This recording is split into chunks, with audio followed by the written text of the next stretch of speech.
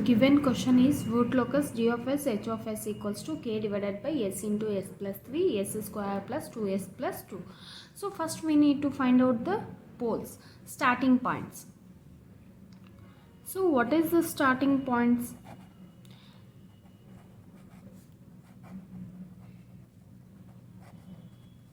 Starting points, one is s equals to 0, that is 0, s plus 3, so s equals to minus 3. So when you consider s equals to 0, s equals to minus 3, and from s square plus 2s plus 2, you need to find out this solution in the calci so that you will get minus 1 plus or minus j. So this is the starting points, and the terminating point is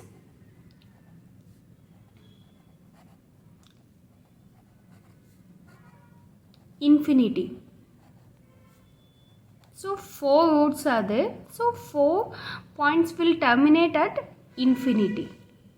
So this is the first step. So step 2 is imaginary real axis. First you need to mark like this. And what are the roots? 0. So you mark like this for the 0, and minus 3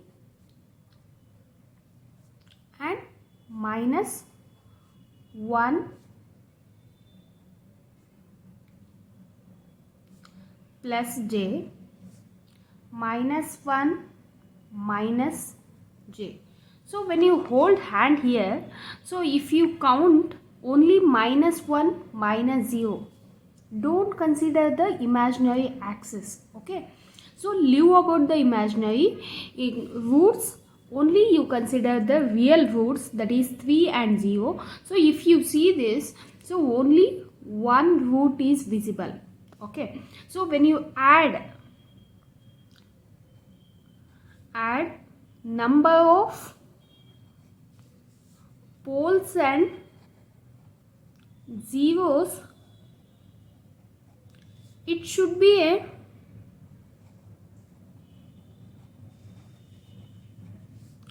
odd number, then root locus exists, or else no root locus exists. So when you see here, okay, so 1 2, so no root locus exists here. So when no root locus exists, no breakaway point will come. So the minus 3 between 0, there is a only one root is visible for us. So root locus exists when it is a odd number. When you add number of poles and zeros, it should be a odd number, then only the root locus exists. So when root locus exists, so you will get the breakaway point between minus 3 and 0, that you remember. And the next step 3. So in step 1, we need to find out the poles and zeros also. So here 1 2, and from here it is 2 poles. So the number of poles is total 4. Okay, so 1 2 and from here 2. So overall 4 poles. Zeros nothing. Always remember, upper side zeros will be there, and in the denominator poles will be there. So here there is a formula for number of branches. Okay, so n equals to p minus z. So when you solve this, you will get 4 only. Here step 3, angle of asymptotes. How many you need to find out the angle of asymptotes? So when number of branches is 4, you need to find out theta 1. Substitute q as 0 for this, and theta 2, substitute q as 1 for this, and next theta 3, substitute q value as 2, next theta 4, substitute q value as 3. q value as 0, theta 1 is 45. When you substitute q value as 1, theta 2 equals to 135, q as 2, then theta 3 is 225 and theta 4 is 315 when you substitute q value is 3. So this is the formula for angle of asymptotes, that is theta equals to 2q plus 1 into 180 divided by p minus z. Next step 4, you need to find out the centroid. Remember, we find out depending upon the number of branches. If number of branches is 3, you need to find out only theta 1, theta 2, theta 3. If it is 2, only you need to find out theta 1 and theta 2. It depends upon the number of branches n. Okay. So next is centroid. So here centroid formula is real part of open loop poles minus real part of open loop zeros divided by poles minus zeros. So when you see the roots of what we got in the from the equation, from the given question. So one is the 0, minus 3, minus 1, plus or minus j. So this is a imaginary, this is not a real part. But here minus 1 plus j, minus 1 minus j. There is a 2 roots. So what you will get here is 0, minus 3, minus 1, minus 1, minus 0 because no zeros are there here, divided by 4. So minus 5 divided by 4. So the centroid you will get is minus 1.25. This is the step 4.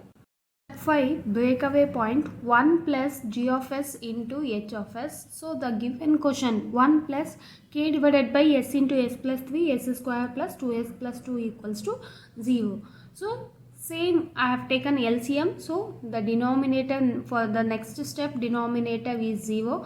So if you consider only the numerator, s into s plus 3 s square plus 2s plus 2 plus k equals to 0. So for the next step I have multiplied, so s square 3s you will get. Next, for the next step I have multiplied s square into s square, s to the power of 4, s square into 2s, so 2s to the power of 3, s square into 2, so 2s to the power of 2. Next 3s into s square, so 3s to the power of 3 plus 6, 3 into 2, 6, s into s square plus again 3 into 2, 6s plus k equals to 0. So s to the power of 4 as it is I have written, 2s to the power of 3 and 3s to the power of cube. So it will be 5s to the power of cube plus again 2 plus 6, 8s to the power of 2 plus 6s plus k equals to 0. So when you solve this, k equals to, if you write like this, minus s to the power of 4 minus 5s to the power of 3 minus 8s square minus 6s. So when you differentiate with respect to s, what you will get, minus 4 into s cube minus 15 into s square minus 16s minus 6 equals to 0.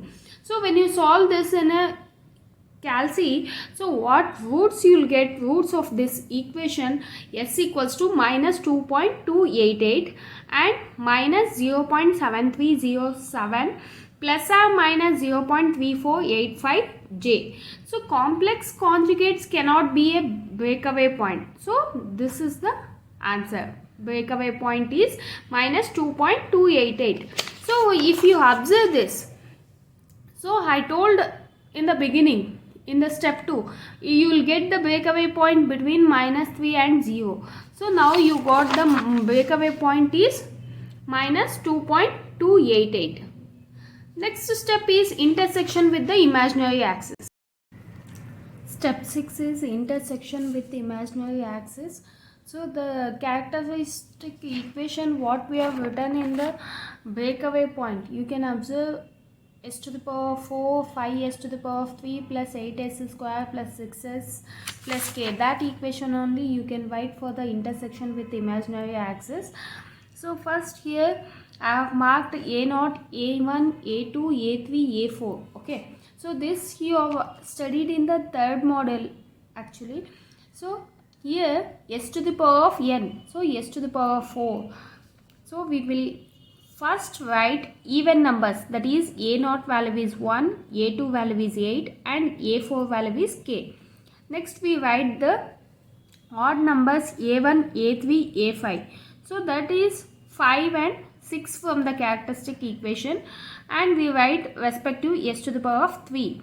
Next for the b1, how we calculate means 5 into 8 minus 6 into 1 divided by 5. So when you solve that, you will get 6.8. Similarly, in order to find the b2 value, there is a formula. So 5 into k minus 0 into 1 divided by 5. So you will get the value is k. Next for the s to the power of 1. Okay. So 6.8 into 6 minus k into 5 divided by 6.8. So you will get the equation here. We cannot solve this, k is there. So 6.8 into 6 minus 5k divided by 6.8. And finally for the s to the power of 0, we need to write the a to the power a4. Okay. Here for the s to the power of 0, always remember an. Now n is a 4 from this characteristic equation. So what is the a4? K. So you need to write the k. And here from s to the power of 1, that means here 6.8 into 6 minus 5k. So this you consider equals to 0. So equals to 0 means this denominator will become 0. So what is the left? 6.8 into 6. 6.8 into 6 means 40.8 minus 5k equals to 0. This k is replaced as k margin equals to 40.8 divided by 5. So from that, what you will get? 8.16. K margin value you will get 8.16. From the above equation, what we can write? 6.8 into s square plus k equals to 0. So we know the value of k. Substitute. So what you will get? Minus 1.2. There is a s square. So that means 2 roots you will get. So s square equals to square root of 1.2. Here there is a minus. So you will get the imaginary term. Square root of 1.2 is 1.095. Okay. S equals to plus or minus j 1.095. This is the intersection with the imaginary axis. So here complex roots is there. In the beginning, step 1 only, we have seen that s equals to 0, s equals to minus 3, s equals to minus 1 plus or minus j we got.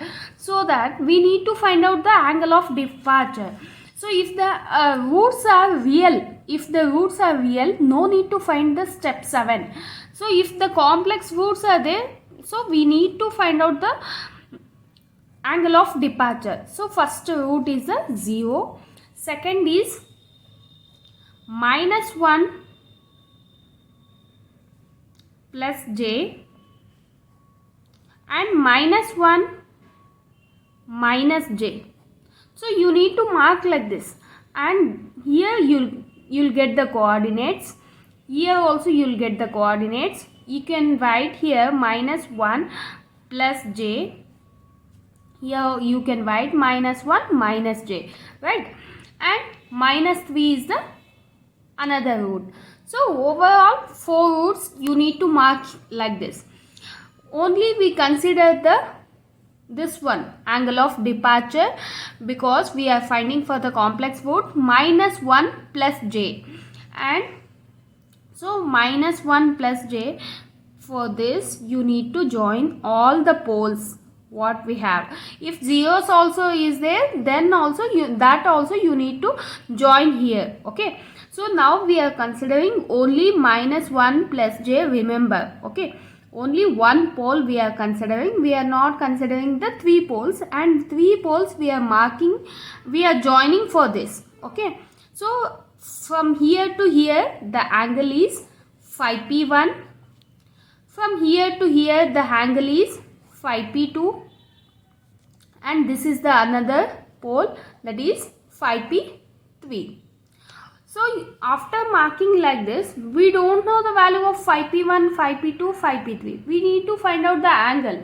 Okay, we cannot say directly. It is not a 180 degree. So if it is like this, then we can say it is a 180 degree. But here we don't know this value. Okay, we don't know the value of theta to minus this from 180. So what you should write is phi p1 equals to 180 degree minus tan inverse of opposite value is 1 and the adjacent value is 1. So tan inverse of 1 divided by 1. So 180 degree minus 45, you will get 135. Okay. So next phi p2. So you can say directly, if it is like this, 90 degree. So it is straight. So you can say directly, you can write phi p2 is 90 degree. And next phi p3, I have marked here. So the it is like this. Okay. From here we consider. So tan inverse of opposite is 1 and the adjacent value minus 3 minus 1. Difference is what? 2. So 1 divided by 2. So angle how much you will get? 26.56. Add these three. Okay. What you will get? 251.56.